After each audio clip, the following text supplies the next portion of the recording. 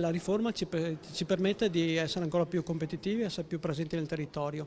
È una sfida che stiamo portando avanti, di mantenere quelle che sono le particolarità, le flessibilità che hanno le piccole banche all'interno di un gruppo ben più ampio e ben più solido. Abbiamo innanzitutto mantenuto il voto capitario, quindi ciascun socio ha un voto a prescindere dal capitale. Questo è importantissimo perché permette di far valere la voce di qualsiasi nostro socio da un lato.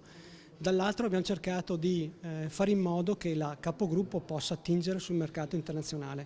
Siamo insieme, siamo il terzo gruppo bancario italiano in termini di volumi, con una patrimonializzazione molto importante, per cui pensiamo di poter dire la nostra negli anni futuri, quindi piccoli nell'ambito di un sistema molto più grande. È in corso proprio in questi giorni un dibattito a livello nazionale su un decreto legislativo di riforma del sistema credito cooperativo, quindi abbiamo ritenuto molto importante e molto utile anche per i lavori della Regione invitare il Presidente della Federazione regionale, il dottor Novella, che ci dasse un'informazione, un'illustrazione di quello che è il sistema e la situazione attuale del credito cooperativo. Devo dire che con grande soddisfazione ha confermato la positiva sensazione che il sistema del credito cooperativo in Veneto è in buona salute.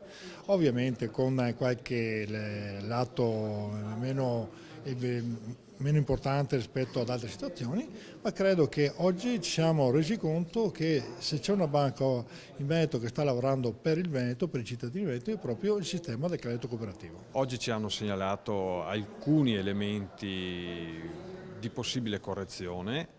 Ovviamente li trasmetteremo anche ai parlamentari, ma nel suo impianto generale ci sembra una buona riforma. Gli aspetti critici sono due. Uno riguarda questo cosiddetto way out, insomma la possibilità di recesso e quindi di quale sarà il destino della quota del socio o della banca in questo caso, e l'altro riguarda i rapporti che ci sono tra le singole banche di credito cooperativo e il cosiddetto gruppo nazionale che si formerà e che farà, come dire, da cappello a questo insieme molto articolato di realtà territoriali.